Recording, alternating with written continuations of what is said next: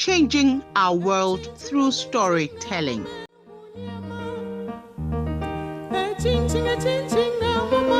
Operation Change the World. It's almost 10 a.m. Papa, are you ready? Let's get going. Maame said to Papa. Maame and Papa set off for their choir rehearsals. They loved to sing. As members of the Ayeyi Youth Choir, they never missed rehearsals. They walked briskly to avoid being late because they wanted to get there before the choir master did. On their way, they met some of their friends and they all walked together to the church. When they got there, some of the boys were playing football while others loitered around. After some few minutes, they saw Uncle Ato, the choir master, drive in. As soon as they saw him, they all moved to the church hall where they usually had their meetings. The hall was dirty. Particles of food, wrappers of biscuits, ice cream, and toffees were scattered all over. Maame and Papa went for a broom and started to sweep. Others joined, and within no time they were done. Before Uncle Ato got to the hall, it was clean. He would have gotten angry with them if he saw the mess. Uncle Ato took a marker from his pocket and began to write the lyrics of the song he was going to teach on the board. Before he finished writing, he heard some of the children insulting each other. He turned and saw Akiti and Awinongiti exchanging words. He called them and asked what the matter was.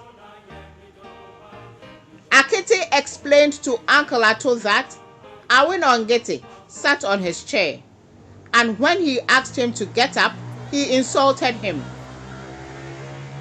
He asked Awinongiti his version, and he said Akiti insulted him first. Uncle Ato asked them to sit and called for the attention of the house. He asked them, so if someone insults you and you ignore the person, what will happen? Maame raised her hand and Uncle Ato asked her to speak. She began. At our last children's service session, Auntie Mefa told us that if someone insults you, don't insult the person in reply, but rather thank the person and walk away. Uncle Ato giggled and called for a demonstration. He called Akiti and Awinongiti and asked Akiti if he insulted Awinongiti, and Awinongiti did not insult him but said thank you, how would he feel? Very embarrassed, he replied. Good, Uncle Ato said. Next time, when he feels like insulting someone, he will think twice. He asked them to take their seats. Uncle Ato leaned against the table, folded his arms, and with a stern face spoke passionately to the children, saying, Our world has turned into a world of insults. Children insult their friends. Young men and women take to insults at the least comment passed. We seriously need to change this attitude. If everyone makes a conscious effort in this regard, I think we can curb it. Safoa stood up and said, Uncle Ato, this sounds like a future impossible tense. How can just a few of us change our world? Coco raised her hand, and when she was given the floor, she said, "I strongly believe it can be done. It's not just about insults, but littering and other negative activities. If just one matchstick is able to burn a whole farm or an entire house, our individual characters, utterances, can cause a ripple effect to cause a positive change. If I don't litter, and you also don't litter, are we not causing a change? If we always sit back and complain without taking any positive action, we will still be where we are. With our utterances, if someone passes a comment, even if you disagree, it does not call for insults. Everyone is entitled to his or her opinion. The fact that you disagree does not call for insults. It's a trend that is worrying, and I strongly believe that we can do something about it." Uncle Ato kept smiling and nodding his head. He enjoyed the debate among the children. Niteko stood up and said, "Uncle Ato, I also agree with you. I think it will be easier for children to cause a change than for adults to do so.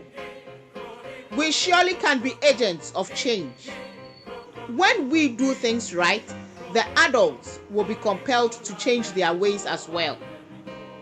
Rome, as they say, was not built in a day. It may not be easy from the beginning, but gradually we will get there." On this note, I, Niteko, hereby declare Operation Change Our World duly launched. In unison, they all applauded and turned to one another, saying, "Operation Change the World." My dear friends, as children, we can cause a positive change in our world through our individual characters and attitudes. Let's ignite the passion to cause a great change in our world, for together we can make it happen. Let's take note of these few words. Ignite. Ignite, spelled IGNITE, meaning catch fire or cause to catch fire. Compel. Compel, spelled COMPEL, meaning force or oblige to do something. Conscious.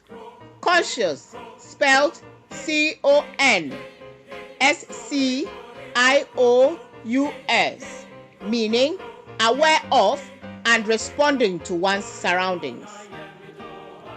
Briskly. Briskly, spelled BRISKLY, meaning in an active, quick, or energetic way. Do not forget to subscribe, like, and share. Your comments are also appreciated.